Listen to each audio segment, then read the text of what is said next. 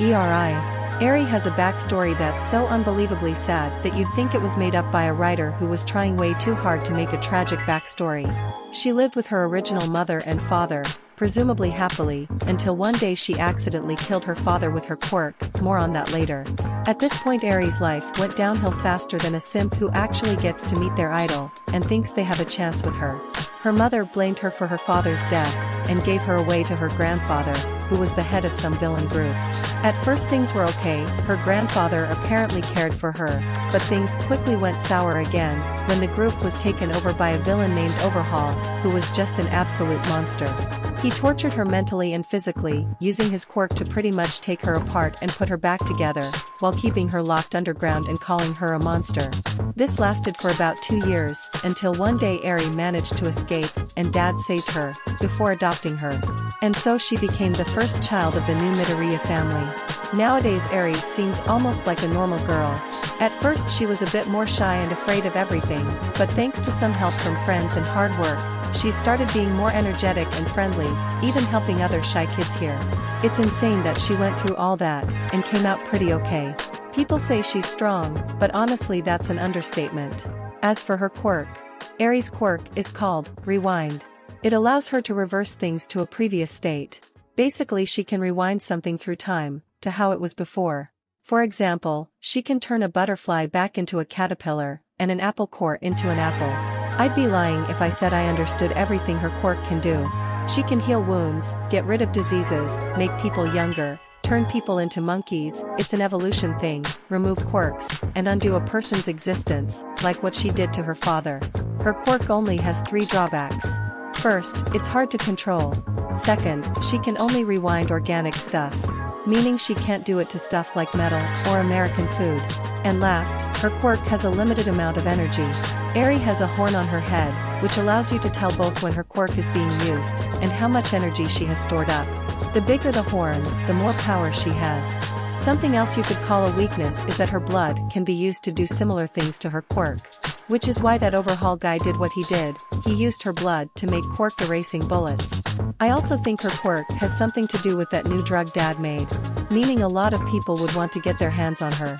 Right now, Eri wants to be a doctor and a hero, and with that quirk, she can do that easily. Just so long as she learns to control her quirk. Kei is a lot like the sun. The only time she'll ever stop shining is when she dies, and when that happens it'll be a dark time for everyone. When Kei got her quirk, people started treating her like a hideous monster, including her parents, who kicked her out and made her live on the streets.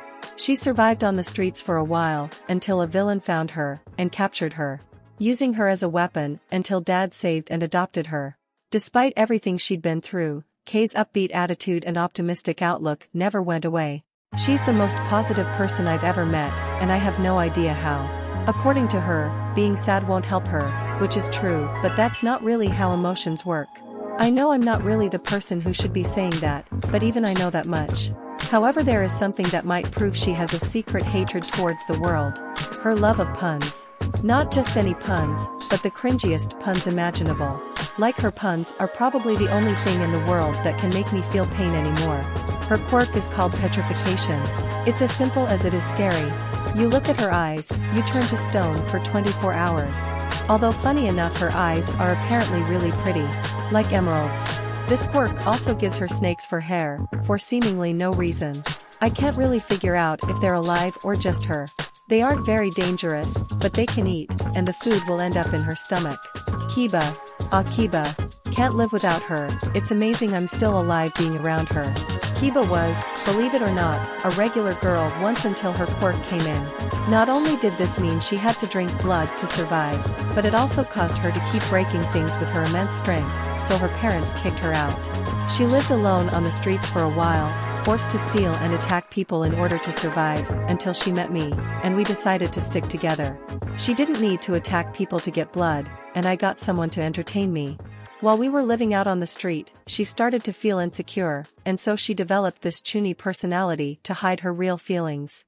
Calling herself the Queen of Eternal Darkness, getting a massive but easy to break ego, and constantly needing praise. Eventually, however, our luck ran out. We couldn't find any meat for me to eat, and so Kiba didn't get any blood, leading to us both being on death's door when Dad found us, or I guess when we found him, and he adopted us. Like I said earlier, Kiba often says that she's the queen of eternal darkness, and now that she's a streamer she gets all the praise and support she could ever ask for. Plus Dad's never hesitant to give her love and support, which has made her a total daddy's girl. She's also very thoughtless and clumsy. I can't count the amount of times she's ripped off my limbs or squished me or whatever else. But, even with all that, she is a good girl. She always tries her best to help out others, and she always feels guilty whenever she realizes she's done something bad. And she will always be ready to help out her family. Her quirk is called Blood Boost. The more blood she drinks, the stronger she gets. She's very powerful, but whenever she does anything it starts using up her blood storage, and she gets weaker and weaker the more she exerts herself. If she uses up too much blood, she dies. She also has a transformation that makes her a lot stronger, but it makes her lose her mind and act like a wild animal, attacking everything in sight. Not only that, but it uses up her blood storage very quickly, and will leave Kiba at death's door afterwards. Kiba hates this form, and never wants to use it again, because she hates the idea of being a monster and hurting other people. But I have a feeling she won't be able to ignore it forever. Sansan. Sansan is completely made of acid. So you can probably guess what happened to her mother when she was born. Due to her accidentally killing her mom when she was born, her father hated her, and gave her away to other family members, who also hated her because she was made of acid and kept destroying things. Eventually, one of them had the messed up idea to trap Sansan in an acid-proof jar, then hide her in a bunch of trash on a beach. And Sansan was stuck in the jar for a year. I'd rather die than ever go through something that boring. Fortunately, we found her, and Dad adopted her. I think she was the one who got Dad to start the Midoriya Foundation. It's insane how far we've come from there. Oh, and before I go on, I call Sansan her, but her gender is kinda weird. Technically she doesn't have a gender, but is closer to male because she can get woman pregnant. But she chooses to be a girl most of the time, but she doesn't really seem to care. One time we had a guys' night, and Sansan came along. She shapeshifted into a more boyish form, so we didn't really have much reason to refuse her. I think this is called gender fluid, which is actually funny considering she's made of fluid. Anyway, Sansan is mostly pretty upbeat despite what happened to her, but because of her past, she absolutely hates being still, and will always be moving. She also hates wearing clothes because of this. She's always looking for something fun, so most of the time she goes around exploring. She even gathers gems she finds underground. She seems to like making art. She made this really cool cave with gems on the ceiling that look like stars, and gem flowers on the ground. It actually made me feel something when I saw it. Sansan's quirk is called Acid Body.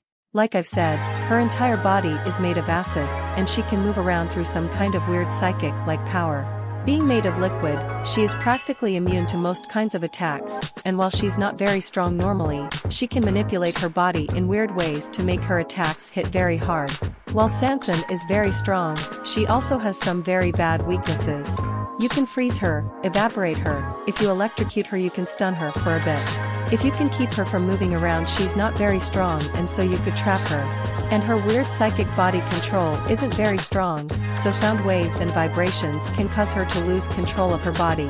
Speaking of her body, we add this special chemical to her body every day, which keeps her acid from burning things for 24 hours. Although when she's like this, there is a risk that she could make a girl pregnant. Kyoku. It's funny, people say that Dad has a secret quirk that makes children come to him. I don't think there is any better proof of this than Kyoku. Kyoku saw us and wanted to join our family, so she broke into our old house, and used her quirk to change our memories to make it seem like she was always part of our family. It didn't last long because we had some photos that went against her fake memories, and after all that was over we learned her past. Apparently her parents didn't care about her at all, so she wanted a real loving family. Dad being Dad, of course adopted her, adding to the number of daddy's girls in our family. Kyoku is a little ball of pent-up anger and issues, making her pretty violent at times, although she is extremely loyal to our family, and would never do anything to hurt us. She's somehow both cocky and smug, and extremely insecure. You see, while she has a loving family now, she still hasn't gotten over the fact that her own family didn't love her. Which is fair. Although she is trying to overcome her feelings, so that makes her better than most in my eyes. Her quirk is called Memory Edit. If she touches your head, she can look at and even change your memories to whatever she wants. The only way to fix your memory is to either have her or someone else with a quirk like hers fix them, or to have the fake memories proven false. Although the fake memories won't go away even if that happens, but your correct memories will come back. Shiroku. Shiroku was the first kid that was given to us by DOC. Her dad didn't really like her appearance, so he gave her up, and so she got taken to the DOC, because she has a birth defect that means she can only eat human meat. Eventually DOC sent her here, and the rest is history. Shiroku loves making clothes. She likes creating pretty things in general, but mostly clothes. She'll spend like 80% of her time making clothes with her spider minions out of spider webs. And she's gotten really good at it, to be fair. Almost everyone here wears something that was made by her, and I'm pretty sure all my clothes are made by her. She's very passionate about fashion, and will get overly upset if someone insults her clothes or wears something stupid looking. I remember she got into a fight with Sansan because she refused to wear her clothes. Another thing she is way too serious about is romance. To her, any romance is like a TV show, and she will do anything to make her ships happen, causing her to meddle in people's lives way too much. Shiroku's quirk is called Spider Queen. Not only does it give her the bottom half of a spider, and 5 eyes, she can also do anything a spider can do, but at human size. Which makes her about half as strong and fast as Kiba, lets her walk on walls, and shoots webs out of her not butt. She can also command spiders to do her bidding, hence the name, Spider Queen. Why am I? Yami's past is weird to think about. His parents lived way out in these woods before Dad owned them, and were killed by wild animals when Yami was a baby. Fortunately, Yami was born with his quirk, and used it to keep the animals from killing him. Yami then lived in the forest as a wild child for most of his life, until we moved in, and he saw Dad for the first time. After a whole incident involving some kidnapping, Yami joined the family. And Kyoku used her quirk to teach him how to be more like a person and less like a wild animal. Nowadays Yami is the farthest thing from a wild animal imaginable. Sure, his speech isn't perfect and he still eats a bit sloppily, but he's actually really smart. He gets decent grades, and he's trying to understand psychology in order to make people feel better. And because I think it interests him. Speaking of interests, Yami's quirk is called Creatures of Grimm. It allows him to create monsters called Grimm out of people's negative emotions. Yami absorbs the negative emotions from people around him, and turns it into this black sludge that comes out of his mouth. Depending on how much energy he uses, he can create lots of different kinds of Grimm, with a long list of abilities. The kinds of things Yami can create seem to only be limited by the amount of negative energy he's stored up and his imagination. And so far we don't know if Yami has a limit to how much negative energy he can store. Yami mostly uses his quirk to make a lot of Grimm, rather than just a few powerful ones, so people with powerful quirks that can fight a lot of enemies at once, can counter him a bit. Fukunoko. Fuku is yet another unfortunate victim of bad parents. Or just a bad parent in her case. Her mom seemed pretty meh. Her dad was a rich jerk who apparently hated women, and tried to raise Fuku as a tool and marry her off to some rich guy. Like Eri, she got abused, but not nearly as bad Eri did. Although Fuku wasn't as strong as Eri was, to be fair no one is, so she ended up being scared of pretty much everyone and everything, and never wanting to leave her room. Although she did want to. It was probably because of that when she eventually got to the Midoriya Foundation, she started improving pretty quickly. Sorry, still need to explain how she got here. After years of abuse, her mom eventually exposed her husband and got him arrested, with Fuku getting sent to stay with DOC before coming here. Back to Fuku's progress.